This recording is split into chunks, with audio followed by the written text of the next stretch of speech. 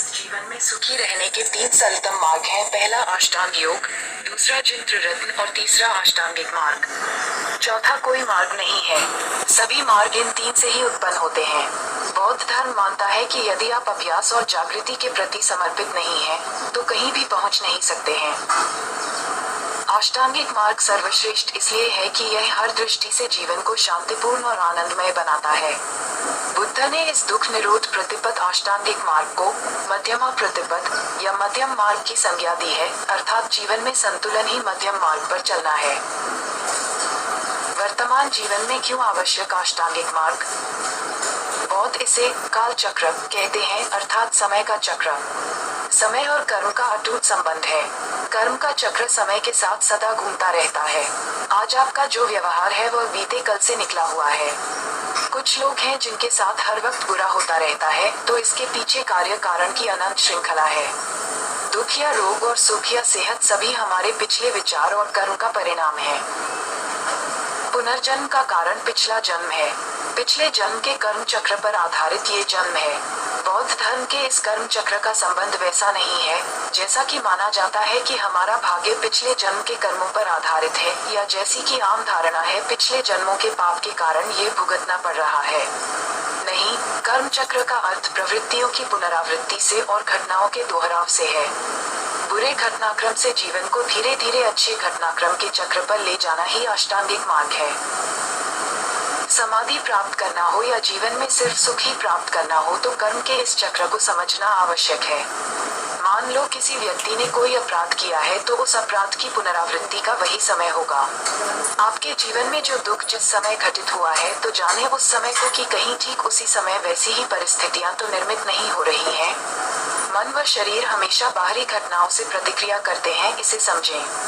क्या इससे अशुभ की उत्पत्ति हो रही है या कि शुभ की? बौद्ध धर्म कहता है कि हम सिर्फ मुक्ति का मार्ग बता सकते हैं, उस पर चलना या नहीं चलना आपकी मर्जी है। ये भी जान लें कि चलकर ही मंजिल पाई जाती है। तो जानिए अद्भुत अष्टांगिक मार्ग को। अष्टांगिक अर्थात जीवन को सुधारने के 8 कदम। अगले पन्ने पर पहला मार्ग। 1. सम्यक दृष्टि। दृष्टि को 2 अर्थों में ले सकते हैं। पहला सोचना समझना और कल्पना करना, दूसरा देखना। देखने से हमारी ऊर्जा का ज्यादा क्षय होता है और उससे ज्यादा सोचने से। पहला, सम्यक दृष्टि अर्थात सही दृष्टि। इसे यथार्थ को समझने की दृष्टि भी कह सकते हैं। सम्यक दृष्टि का अर्थ है कि हम जीवन के दुख और सुख का सही अवलोकन करें। आर्य सत्यों को समझें, प्रैक्टिकल बने। बुद्धि पर क्रोध, ईर्ष्या, लोभ, काम, प्रमाद, बेहोशी आदि प्रवृत्तियों को हावी न होने दें। दूसरा, सम्यक दृष्टि का ये भी अर्थ है कि आप जितनी दूर और देर तक देखते हैं, उतने पास और देर तक भी देखें। आंखों का इस्तेमाल अच्छे से और सही तरीके से करें। अति न करें, मध्यम मार्ग अपनाएं। अर्थात हद से ज्यादा टीवी देखना, कंप्यूटर पर कार्य करना और 17-17 घंटे तक जागना घातक है। देखने में संतुलन लाएं। आंखों से इतना अधिक कार्य न लें कि वे कमजोर होने लगे। अगले पन्ने पर दूसरा मार्ग। 2. सम्यक संकल्प। जीवन में संकल्पों का बहुत महत्व है। संकल्प से रहित मनुष्य मृत व्यक्ति के समान है। यदि दुख से छुटकारा पाना हो तो दृढ़ निश्चय कर ले कि आर्य सत्य मार्ग पर चलना है। मानसिक और नैतिक विकास की प्रतिज्ञा करना ही सम्यक संकल्प का ध्येय है। शुरुआत करें छोटे छोटे संकल्पों से। योग में इसे तप कहा गया है। आत्मसंयम का नाम है तप। हाँ, कड़े संकल्प न लें, सम्यक ही लें। नया संकल्प लेकर जीवन की नई शुरुआत करें। यदि आप अपने जीवन में सेहत प्राप्त करना चाहते हैं तो संकल्प जरूरी है। जैसे तोंद निकल गई लेकिन फिर भी आप भोजन के प्रति आसक्त हैं। परीक्षा पास करना है लेकिन आप नींद की गिरफ्त में हैं। कोई सा भी कार्य करना है लेकिन आप में उस कार्य को करने का संकल्प नहीं है, तो ये बस ख्याली पुलाव ही बनकर रह जाएंगे। त्याग तो करना ही होगा। अगले पन्ने पर तीसरा मार्ग। 3. सम्यक वाक। जीवन में वाणी की पवित्रता और सत्यता होना आवश्यक है। यदि वाणी की पवित्रता और सत्यता नहीं है तो दुख निर्मित होने में ज्यादा समय नहीं लगता। ऐसी बातें न करें जिससे खुद का और दूसरे का मन खराब हो। मन के खराब होने से शरीर भी खराब होगा। वाक शक्ति पर नियंत्रण रखें। सम्यक वाक के और भी कई अर्थ हैं, जैसे न ज्यादा बोलें और न कम। जितने की जरूरत हो उतना ही बोलें। व्यर्थ का ज्ञान बांटने या किसी बहस में पड़ने का कोई लाभ नहीं। यह मन और मस्तिष्क के साथ शरीर का भी क्षरण करता है। अगले पन्ने पर चौथा मार्ग 4. सम्यक कर्मांत। सम्यक कर्मांत का पहला अर्थ ये कि कोई भी हानिकारक कार्य न करें और दूसरा ये कि किसी भी कार्य को हाथ में लेकर उसे कुशलता पूर्वक करते हुए उसका समापन करें। सफलता प्राप्त करनी है तो सुंदर कार्यों और कर्मों का चयन करें। कुशलता पूर्वक और सुंदर तरीके से कार्य को शुरू करें और उसी तरह उसका समापन भी करें। किसी भी कार्य को अपूर्ण अवस्था में न छोड़ें। हानिकारक कर्म क्या है? हानिकारक कर्म नहीं करना ही सम्यक कर्मांत है। बुद्ध कहते हैं कि कर्म चक्र से छूटने के लिए आचरण की शुद्धि होना जरूरी है। आचरण की शुद्धि क्रोध, द्वेष और दुराचार आदि का त्याग करने से होती है। आप खुद ही सोचें कि हानिकारक कर्म क्या है। आप किसी भी प्रकार का नशा कर रहे हैं या किसी पर मन, वचन या कर्म से हिंसा कर रहे हैं तो ये हानिकारक कर्म है। किसी को बुरे वचन कहना या खुद के बारे में बुरा सोचना भी हानिकारक कर्म है। हर तरह का दुष्कर्म करना हानिकारक कर्म है। मनुष्य को किसी भी प्राणी के प्रति मन, वचन, कर्म से हिंसक व्यवहार नहीं करना चाहिए। उसे दुराचार और भोग विलास से दूर रहना चाहिए। अगले पन्ने पर पांचवा मार्ग 5. सम्यक आजीव। गलत, अनैतिक या अधार्मिक तरीकों से आजीविका प्राप्त नहीं करना ही सम्यक आजीव है। यदि आपने दूसरों का हक मारकर या अन्य किसी अन्यायपूर्ण उपाय से जीवन के साधन जुटाए हैं तो इसका परिणाम भी भुगतना होगा। इसीलिए न्यायपूर्ण जीविकोपार्जन आवश्यक है। बहुत साफ सुथरा और पवित्र आजीविका अर्जित करनी चाहिए। अनैतिक तरीके से अपनी आजीविका अर्जित नहीं करनी चाहिए। कोई भी स्पष्टतः या अस्पष्टतः हानिकारक व्यापार न करना ही सम्यक आजीव है। अनैतिक तरीके क्या है?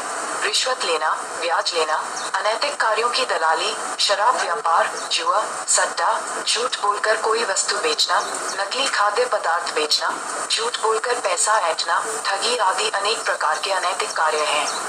ये तय है कि इन सभी प्रकार के बुरे कार्यों के परिणाम भी भुगतने ही पड़ते हैं।